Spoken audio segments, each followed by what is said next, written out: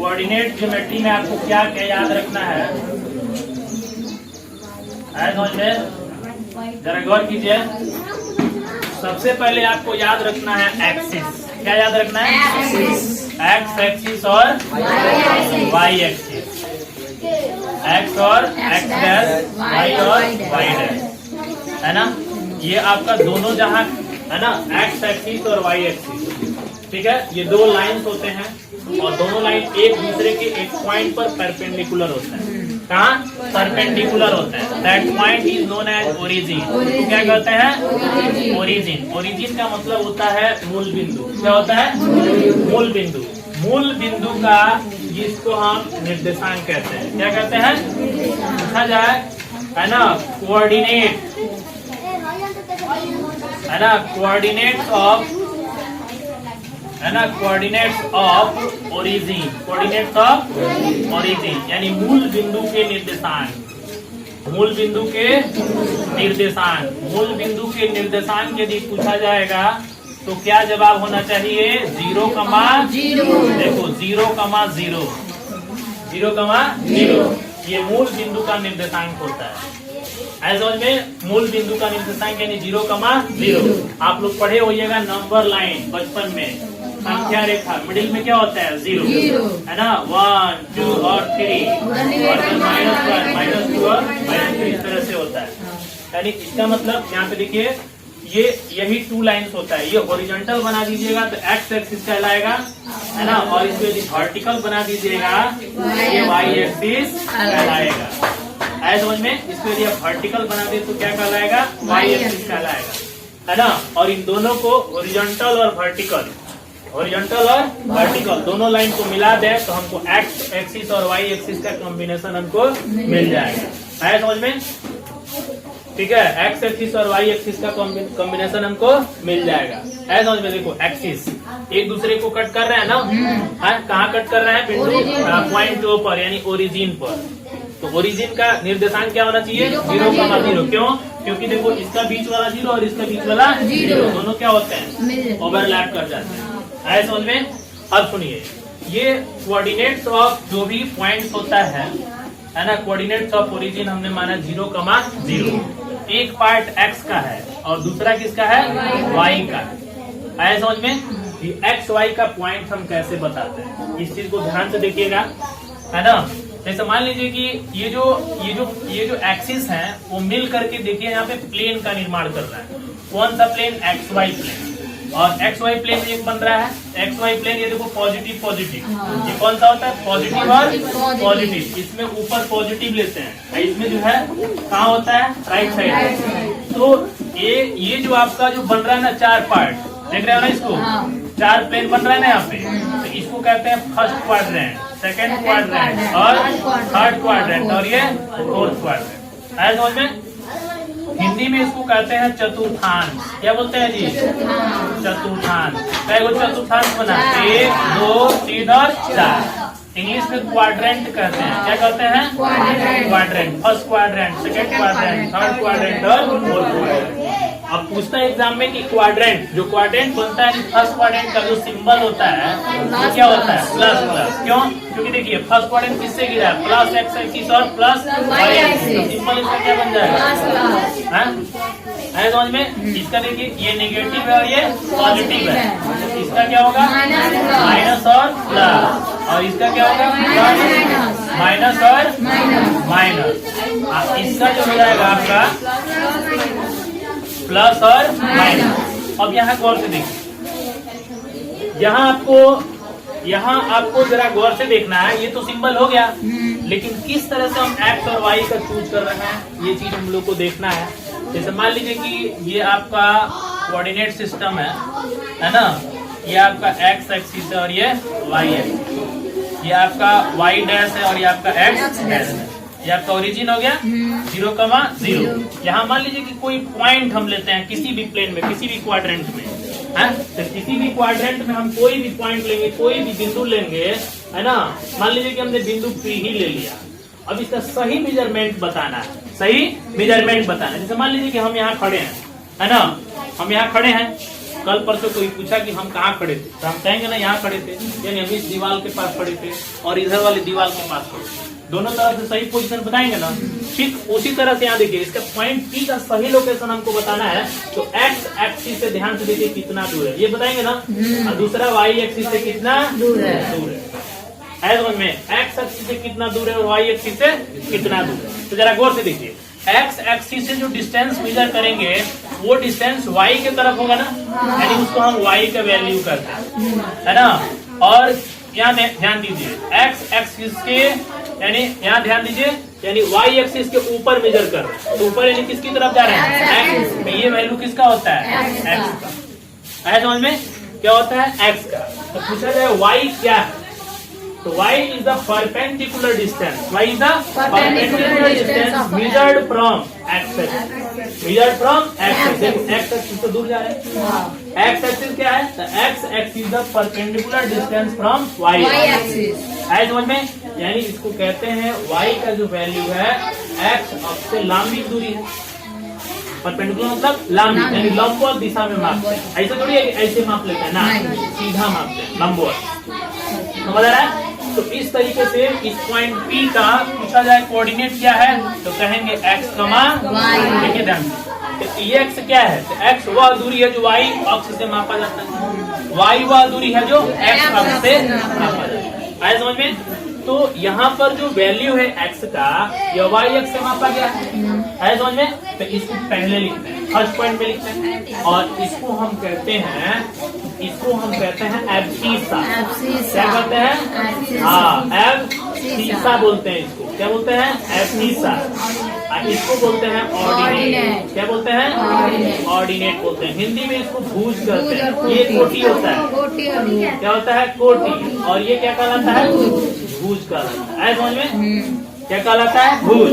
समझ लीजिए कि कोष्टक में दे देगा 4,5, कहेगा बताइए इसमें भुज कौन है, 4 है, कोटि कौन है, हाँ, इस बात का ध्यान रखें, कोटि कौन है, 5, यानी भुज किसका वैल्यू है, x का, कोटि किसका वैल्यू है, y का वैल्यू। बात समझ में आ रहा है ना। तो इस तरह से हम क्या करते हैं, हम किसी भी कोऑर्डिनेट सिस्टम में हम पॉइंट का मेजरमेंट करते हैं। यहाँ तक बात आपको समझ में? यही रीजन है कि यहाँ पर देखिए, पहले x एक्सिस का लिखा गया प्लस, फिर किसका लिखा गया, y एक्सिस का, पहले किसका लिखा गया, माइनस का, यानी x एक्सिस क्या है, नेगेटिव है ना, ये नेगेटिव और y एक्सिस पॉजिटिव। इस आधार पर सिंबल को लिखा जाता है, और ये हमेशा स्मॉल ब्रैकेट में लिखा जाता है। किसमें, स्मॉल ब्रैकेट। बात समझ में आ रहा है ना, हमेशा स्मॉल ब्रैकेट में ही लिखा जाता है। तो पहले कौन रहता है, x, उसके बाद कौन रहता है, y। बात समझ में? तो कहीं भी कोई पॉइंट आपको बताना है, जैसे मान लीजिए हम आपको कहें कि -4,3, ये बताइए किस क्वाड्रेंट के अंतर्गत है ना, -4,3 किस क्वाड्रेंट में आएगा। सबसे पहले यहाँ पे सिंबल देख लीजिए, माइनस, इसका सिंबल क्या है, प्लस, तो एक्स एक्सिस क्या है, नेगेटिव, वाई एक्सिस क्या है, पॉजिटिव। तो कौन सा क्वाड्रेंट बना, पता चल जाएगा, चलेगा ना पता। यदि मान लीजिए कि माइनस माइनस दे दे, तब कौन सा क्वाड्रेंट, यानी एक्स भी नेगेटिव और वाई भी नेगेटिव, तब किस में आएगा, थर्ड क्वाड्रेंट। इसे आप लोग पहचान लीजिएगा। Yes sir. तो ये आपका एक तरीके से कैसे हम किसी पॉइंट को पहचानते हैं कि किस क्वाड्रेंट में है, तो ये सिस्टम जो है हम यूज करते हैं। ये बात आपको समझ में आया। y का वैल्यू हम कहाँ से मेजर करते हैं, x एक्सिस, है ना, और x का वैल्यू कहाँ से मेजर करते हैं, y एक्सिस। है समझ में? हाँ, यदि मान लीजिए कि पूछा जाए कि 0,4 है ना, तो 0,4 ये कोऑर्डिनेट सिस्टम में कहाँ होगा, y पे। हाँ, तो ध्यान दीजिए 0,4 है ना, तो ये आपका ओरिजिन हो गया, 0,0 हो गया कि नहीं हो गया। यहाँ पर जरा गौर से देखिए, हाँ, x का वैल्यू क्या है, 0 है, इसका मतलब 0 पर। अब 4 का वैल्यू कहाँ होगा, होगा ना, क्योंकि इसी के परपेंडिकुलर हमको मापना है। तो यहाँ पर जो आपका वैल्यू बनेगा 0,4 बनेगा। यही आपको कहा जाए कि -5,0 बताइए, -5,0 यानी x एक्सिस पर क्या मिलेगा, -5, है ना। पहले y का वैल्यू देखिए, y कहाँ है, 0, इसके 10 परपेंडिकुलर हमको मेजर करना है, -5 क्या हो जाएगा, 0 हो जाएगा। बता दीजिएगा इस तरह से। हाँ, तो इस तरह से हम किसी पॉइंट को मेजर करते हैं। मान लीजिए कि 3.4 आपको बताना है कहाँ है ये, तो 3.4 बताने के लिए पहले देख लीजिए दोनों पॉजिटिव है ना, किस क्वाड्रेंट में आएगा, फर्स्ट क्वाड्रेंट पे। फर्स्ट क्वाड्रेंट में x का वैल्यू कितना है, 3 है, y का वैल्यू कितना है, 4। तो जस्ट इसके ऊपर मिलर कीजिए। यहाँ ध्यान दीजिए, ये हो गया आपका y अक्ष से दूरी और ये हो गया आपका x अक्ष से दूरी, है समझ में। तो सबसे पहले आपको देखा जाए, गौर से जरा समझिएगा इस चीज को, x का वैल्यू कितना आपका 3 है ना, तो 3 तो यहाँ आएगा, लेकिन y का वैल्यू कहाँ आएगा, इधर से मेजर करेंगे इधर से। तो यहाँ जरा गौर से देखिए, x का वैल्यू इधर से मिलाएंगे 3 और y का वैल्यू कहाँ आ गया 4। तो 3 यहाँ है और 4 यहाँ है, तो दोनों जहाँ जाके मिलेगा ना वहीं पर अपना 3,4 बनाएगा। क्योंकि देखो यानी 3 का वैल्यू कहाँ से मेजर करेंगे, y एक्सिस से मेजर किए ना, तो यहाँ आ गया। और ये 4 कहाँ से मेजर करेंगे, यहाँ आ गया। अभी दोनों जहाँ जाके मिलेगा वही 3,4 होगा अपना पॉइंट, है समझ में। 3,4 यानी ये हो गया आपका y का वैल्यू, ये हो गया आपका x का वैल्यू। ये 3 होगा तो ये भी 3 होगा ना, ये 4 होगा तो ये भी कितना होगा 4। दोनों जहाँ जाके मिलेगा 3,4 याद कीजिए। आपको जब हम लोग पढ़ा रहे थे क्या लीनियर इक्वेशन, तो वहाँ ये सब चीज आपको बताया जाता था। ये बात इतना समझ में आ रहा है आपको। चलिए अगला टर्म है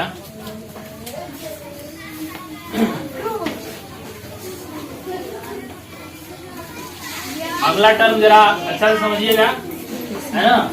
अगला टर्म आपका क्या है, अब सीसा ऑर्डिनेट में कोई दिक्कत नहीं। चलिए अब जरा गौर से देखिए। मान लीजिए कि हम किसी प्लेन के अंतर्गत, है ना, ये 0,0 है, यदि हम 2 पॉइंट ले लेते हैं P और Q, मान लेते हैं कि इसका कोऑर्डिनेट x1, y1 है। कुछ होगा ना इसका कोऑर्डिनेट, ये x एक्सिस है और ये क्या है y एक्सिस, है ना। यहाँ ध्यान से देखिए, यदि ये x2, क्या होगा y2 है कि नहीं है, x2, y2 बात समझ में आ रहा है। तो इसका भी कुछ पॉइंट होगा ना, है समझ में। अब देखिए यहाँ से ध्यान से देखिए, इसको यदि आप मिला दीजिएगा तो यह एक लाइन बनेगा। कौन सा लाइन बनेगा, कौन सा लाइन बनेगा, PQ लाइन बनेगा। तो PQ लाइन निकालने के लिए हम क्या करते हैं, तो आपको x एक्सिस का वैल्यू और y एक्सिस का वैल्यू हम पहले अंडर रूट लेते हैं और उसके बाद से x2 माइनस x1 का होल स्क्वायर और y2 माइनस y1 का होल स्क्वायर। यहाँ से हम करके क्या करते हैं, निकाल देते हैं, इससे निकल जाता है PQ क्या है, लेंथ है ना, लाइन का क्या है लेंथ, लेंथ है, इसीलिए इसका कोई अपना यूनिट होता है ना, कोई यूनिट होगा ना, इकाई होगा, आए समझ में।